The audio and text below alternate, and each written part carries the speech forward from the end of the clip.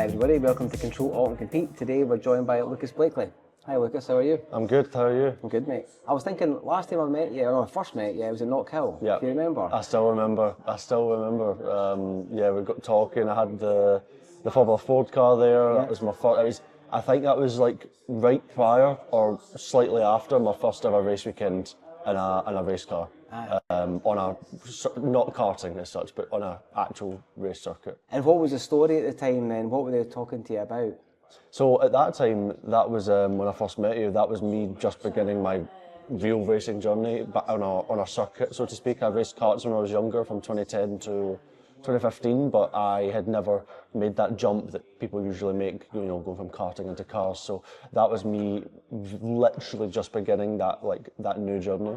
And it was something I'm very passionate about, and I wanted to, learn about and just do it and experience, because it was something that I never thought I'd get the chance to do. So when the idea came around and I realised maybe I could actually make it work, I jumped at the chance, and I did some Formula Ford. That was me just starting out when I met you. Because I remember, maybe I'll go back a bit in a minute, right? But I remember you were telling me at the time you had some big news you couldn't say anything about. Ah, yeah. And I remember I remember texting you as this dude, trying to think to myself, what was it that you couldn't say? So would that been the McLaren gig then at that point? Yeah. Right, okay, we'll come back to that then, right? I'm interested, so you talked about karting. What do you think it was that maybe got you involved in karting? Did you have any parents who were into racing, or what was it made young Lucas say, I want to do some karting? So for me, I grew up and I always loved cars. I mean, the movie as well, of course, but right, okay. I love You're cars. not that young, are you? I don't know, I was at one point. Yeah, because I watched a lot of cars. You know what? I'll backtrack. I would watch that movie right now. So that's it's a really good movie. Yeah. The original, I have 2 and 3. Whatever.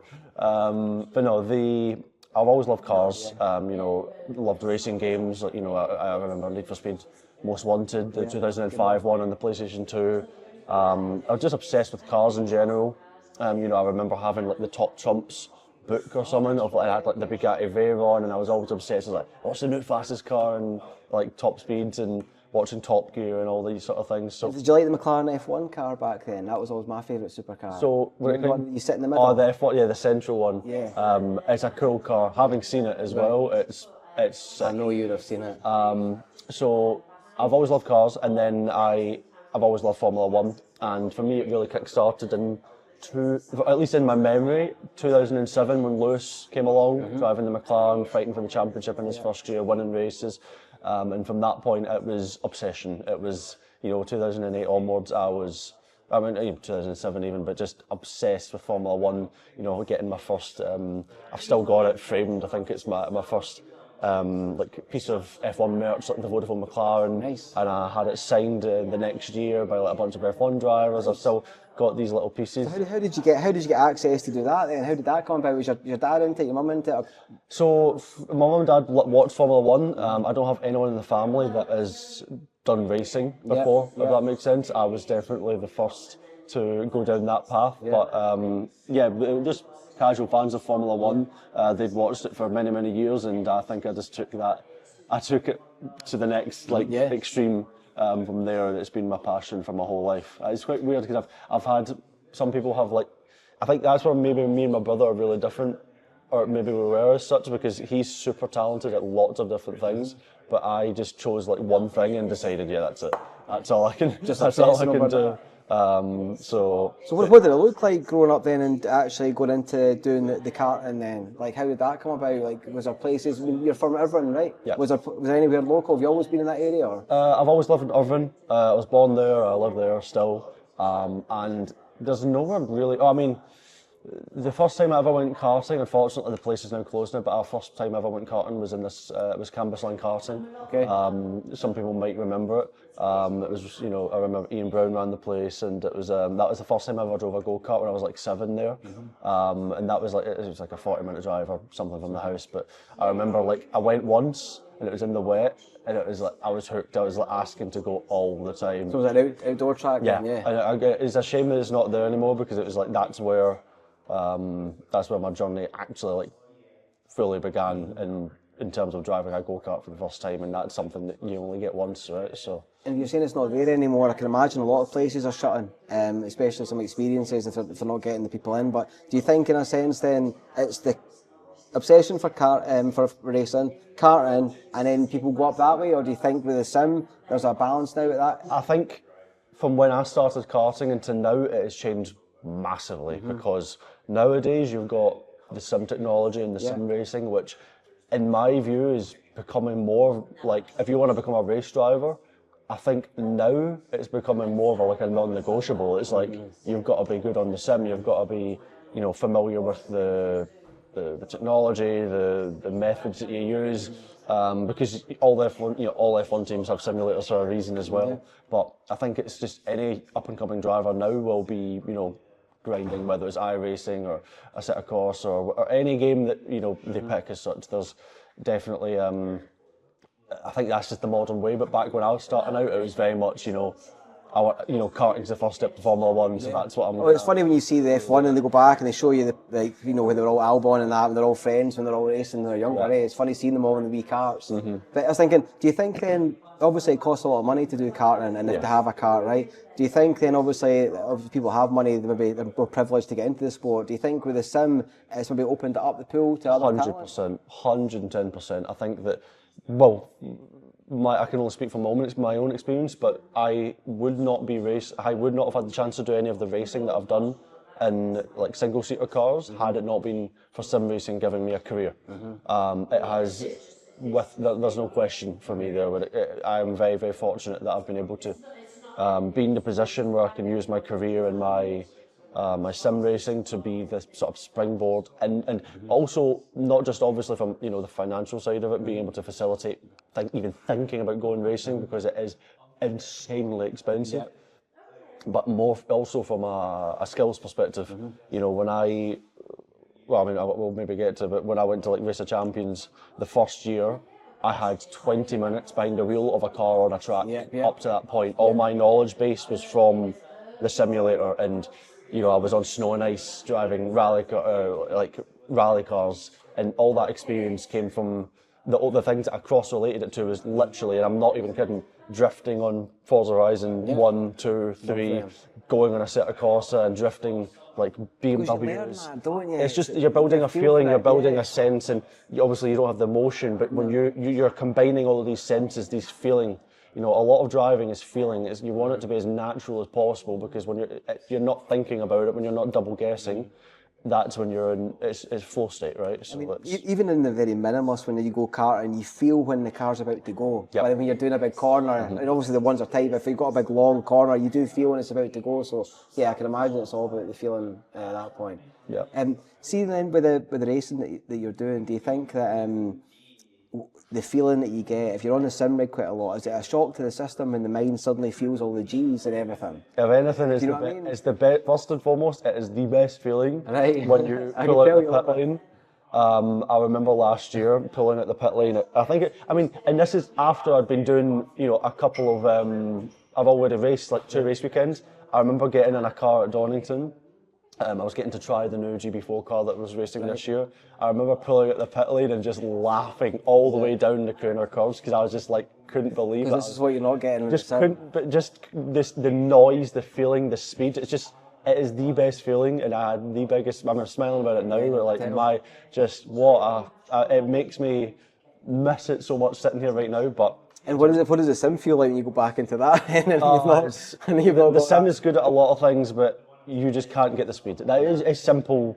It's just fundamentals. The sim is a lot of fun in a lot of ways, and I enjoy a lot of aspects of it. But man, nothing beats getting in a real car and pulling away and feeling the noise, the vibrations, the G's. When you're going around a corner and you're like, what? There's consequences as well. That's one of the bigger things as well. If you're in a as people love to joke to me, there's no reset button. Yeah. You can't reset.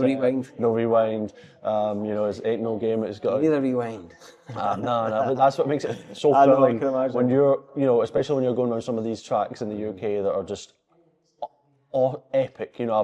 even like Formula Ford and even Formula Ford in Alton Park, which is like, they raced last year. There was GB3 around there, and that generally like hurts my head thinking how fast one of those cars would be around Alton. But when you're driving these racetracks that are just proper old school, not like. I've drove Silverstone as well, which is just. Or like the Bahrain circuit looks like it's just pristine. It's just some of the track. You get you're very lucky in the UK because you have such a wide range, right? So you get to see the old. Brands Hatch GP circuit, for example, the old Formula One track that they raced in the 80s, I believe. Oh my God, that track was, again, this was my final race weekend of the year, and on my outlap, I'm going down the hill, down the back section of the track into the forest, and I'm just like, wow. It's loving it. It's just amazing. See, I always wonder, see when you're actually doing the sim racing, my friends used to always say, turn traction control off, turn assist off. Do you really do that? Yep. That's the nightmare.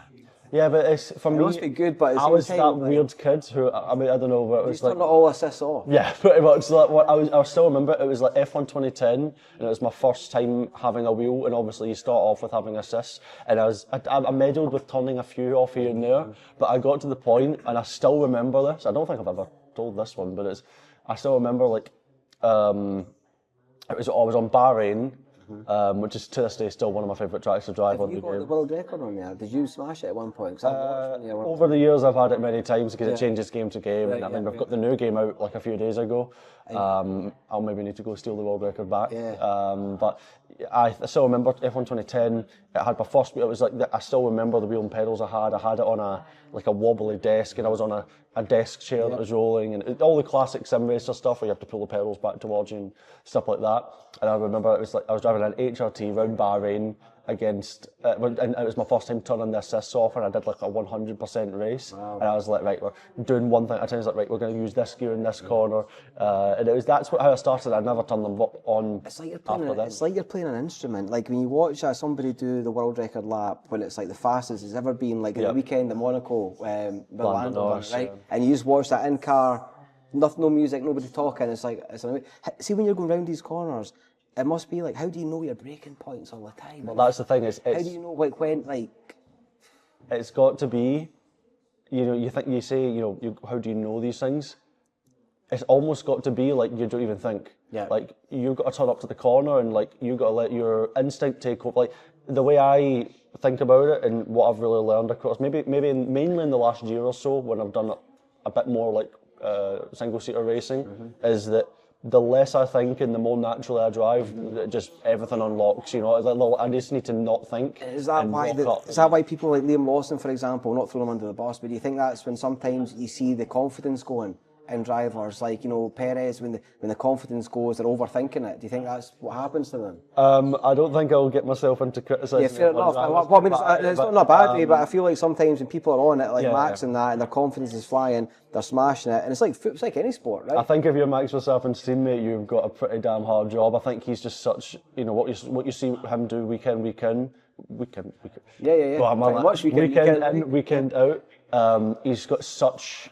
I mean, we talk about feeling. He's just got such a. I was going to say dexterity, but I don't know if that's the right word. But it's like such a fine feel for what he's doing, and that's why he's able to drive. I mean, one of many reasons, apart from the fact that aside from the fact that he's got unbelievable talent, is that he's just got so much feeling for the car that he can drive it so edgy. He can wind in about as much front end into it as he wants. He can have as much rotation off the power or off the throttle, diving it into the corner as he wants.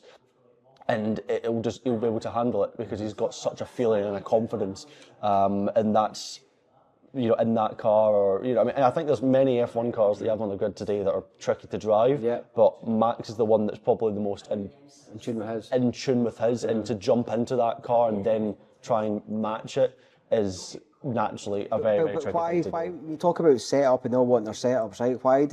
Why would they not have, right, okay, that's how you've got yours tuned, for the sensitivity and the very basic thing, right? We'll turn your sense up, Max. Why turn yours down, Chill? How do you, surely, there's not ways that you could tweak it for the There's definitely ways you can have, driver preference, but the problem is there's often the fastest way to do it. Look what he's doing. Exactly. Like, if Max is doing it a certain way, and he's P1 and he's winning and he's winning these championships, and naturally everything gravitates towards that. And it would be probably true if it was the opposite end of the spectrum. Like if Max loved understeer, you know, then naturally things would gravitate towards that. But you know, I'd say it's not as like that's obviously like a hypothetical. Understeer isn't always as it probably doesn't have the same performance yield in, you know, in general. But I think that, you know, you can definitely have, you know, drivers like a stable rear end, drivers love a pointy front end, drivers want the car to rotate a lot in the rear.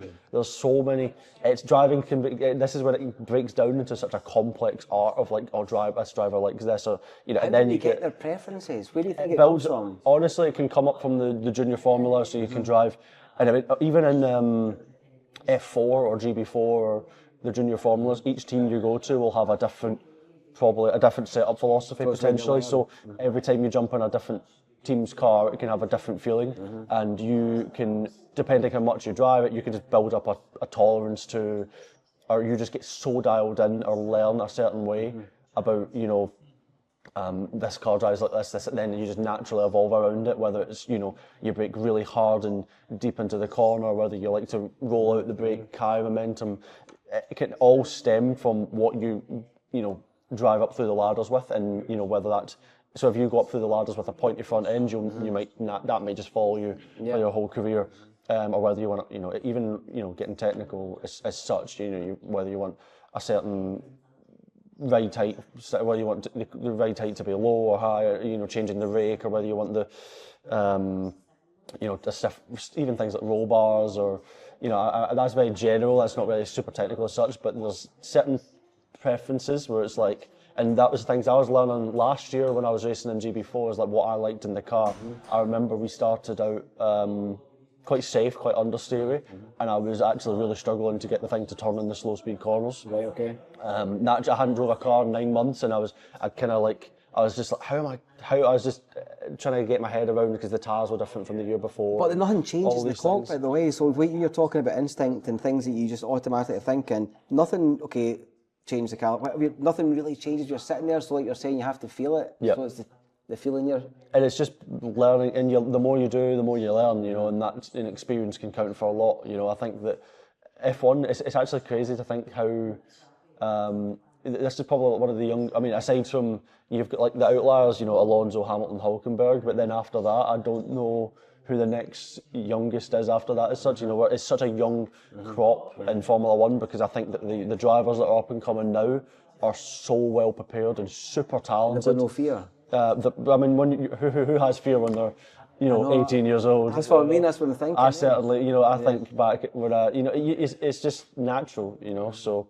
And so we'll jump into, and I suppose, what you've done with your career then. But I was going to say one thing. Would you think then, when cars are different, teams are different, see when it comes to sim racing, surely it's a case of you could just change any setting you wanted and continue who you are through your career, no? Sim racing is... Does that make sense? You could change your own settings? And... Yeah, I mean, that's everyone, again, preferences can carry over as such. I think that sim racing, my biggest like pain with it is just how fiddly you need to be with like silly things. I was going to say stupid things, but really precise things. Like all your settings need to be like really dialed in. Like to be the best, you can't have one thing wrong. Like you need everything to be dialed in. And I'm talking like the smallest, most stupid detail you can think. It needs to be perfection. And I think that I'm definitely an extreme perfectionist when it comes to, and I think that's the approach that I've taken through my career, is, you know, unless it's pretty damn good, I am not going to be happy about it. Yeah. And that's what you need, because I think that it's so close in F1 sim racing, F1 esports over the years, that if you accept mediocrity, you're going to be nowhere. So it's got to be perfect. Let's go back to how you got into that, because I think also I know your journey. So after we met at Knockhill, off you went. Yeah. What happened then? So later that year in 22. Yeah, not right after, right? Yeah. In 2022, I then joined McLaren. Previously, I raced with Aston Martin the year before, and I think it was my first properly decent season. I think I finished third in the championship, won a couple of races, had podiums, pole position. Like it was the first season where things clicked and went right. And then I joined McLaren, and then we went on to have a pretty amazing season. I won the World Championship in 22. We won the Teams Championship. And yeah, I was looking back, at pictures there, in the last couple of days, seeing just the memories that you build along the way, remembering the time, and it's terrifying how quickly everything's moved on from then. It feels like a blink of an eye that I was, celebrating winning a world championship, and now here we are today. It's 2025. It's like, oh my god! And then F1 25. It was F1 22. So it's it was an amazing experience to get to achieve, and racing for the team that I can imagine. Racing for the team that I grew up supporting. I'd always grown up supporting McLaren. What Lewis. Lewis is still my favourite driver to this day. Yeah, same. And getting to achieve a small piece of history with the team that you love, and that'll forever be there. I mean, my trophy, my World Championship trophy, is in the trophy cabinet at McLaren Technology Centre, and it will always be there. I would love to go to that building. So that's always been a building that's fascinating. So it's like the yin yang, isn't it?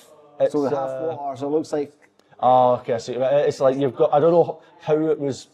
The concept was conceived as such, but it's a phenomenal facility. Yeah. Like, if anyone ever, for some reason, gets a chance to go, do not skip it. You've got to go to it. So it's got. So if I'm right, it's got all the cars out the front then. Yep. So you have the boulevard. So you have and the best part is they change it all the time. Okay. So every time you go there is something fresh. Right. And it is, usually they have their main F1 car sitting by the reception desk, and then you've got, you have everything you can think of. Bad job being a receptionist there, just looking at that all day. It's pretty cool. Yeah, that's cool. And so, regarding that then, how do you think it changed from when you first started doing it, from the simulation with the real team?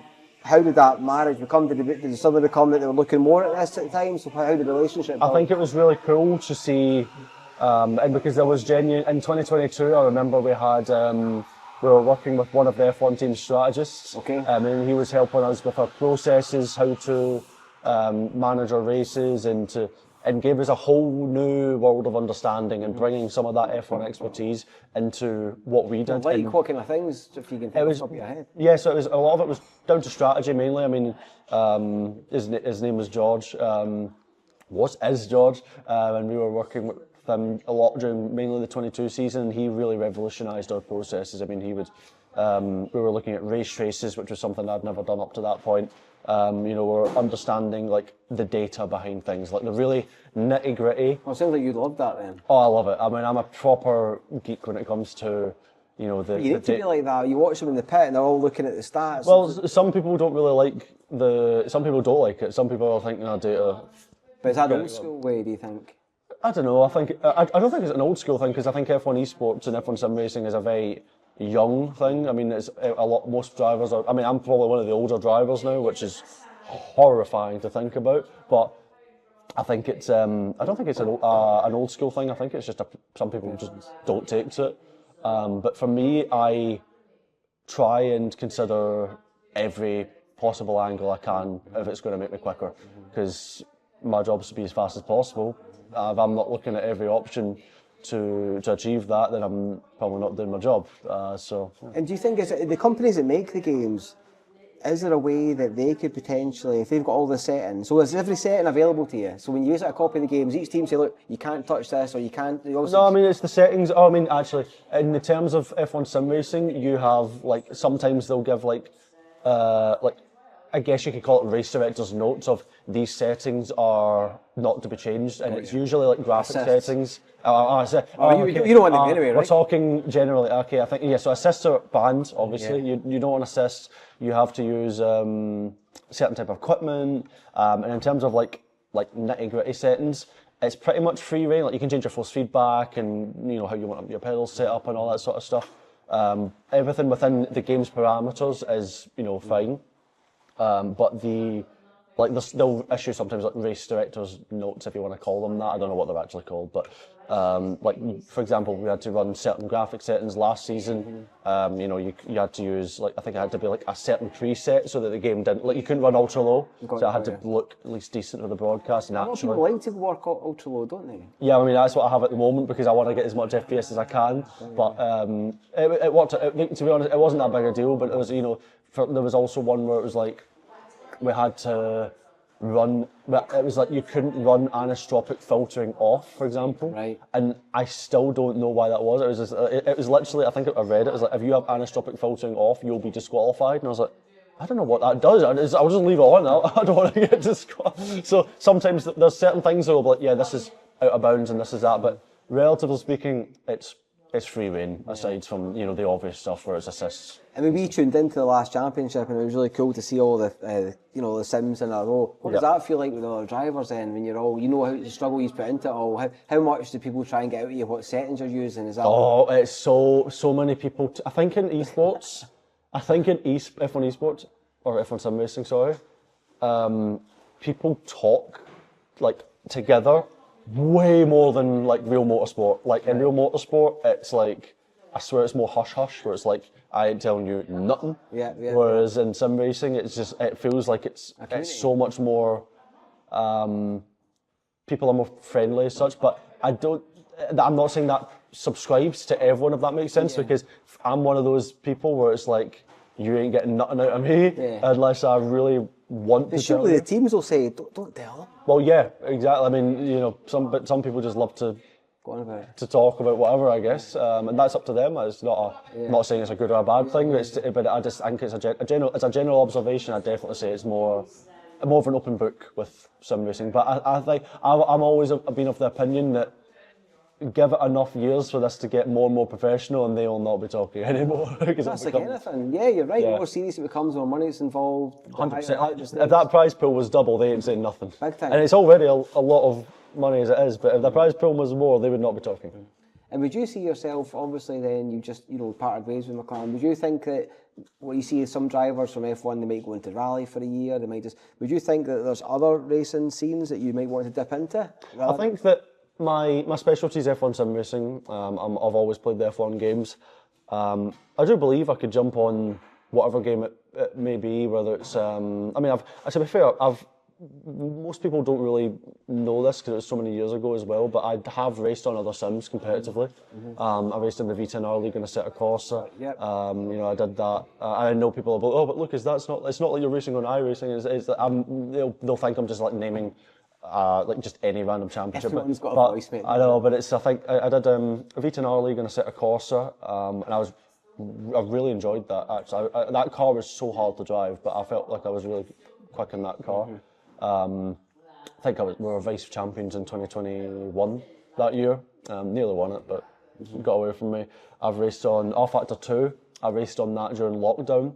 I would do like weekly races on that, and I think it was in like the race All-Stars. And that was actually, I can't believe I've just like remembered that when I was saying it. That was the time that I raced against a bunch of race drivers, including Max Verstappen. Right. And it was one of the coolest experiences ever. I still remember I was going, it was Nürburgring GP we were racing on, and it was after the Schumacher S's, and I pulled to the side, and I still remember seeing Max Verstappen, like the name tag, fly by me, and I was like, "This is nuts! How are we racing these people?" Because you know, you go from this pesky sim racer, and then all of a sudden you're racing. You know, I think I've got a screenshot of it on my phone somewhere, but it's like, you know, Max Verstappen, Felix Rosenqvist, like literally so many race drivers that I can't fully remember right now, but it was so cool. So I did R-Factor 2 in 2020.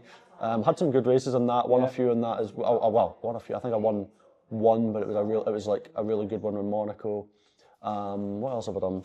I mean, I haven't done iRacing competitively, but you know, I've done 24 hours of Daytona and these fun things. But you know, to get back to that. Daytona just the look.